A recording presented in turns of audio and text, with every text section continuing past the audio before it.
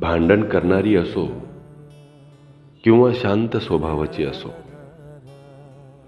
नोकरी करणारी असो किंवा शेतात राबणारी असो, नवऱ्यासोबत वाद झालेले असोत किंवा नवऱ्यासोबत प्रेमाने नांदणारी असोत, बाई स्वयंपाक मात्र मन लावून करते. ती विसरून जाते मनातला सारा राग, मनातले सारे रुसवे, आणि तिच्यातली अन्नपूर्णा जागी ठेवते. तिला समाधान मिळते घरातल्या लोकांना पोटभर खाऊ घालण्यात. कणिक मळणं असो, भाजी टाकणं असो किंवा ताट भरणं असो, तेवढ्या वेळापुरतं बाई सारं काही विसरून जाते.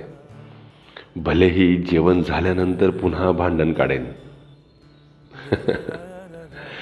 बाईचा मायाळूपणा आणि तिचं प्रेम हे एक न उलगडणारं कोडं आहे, हो की नाही?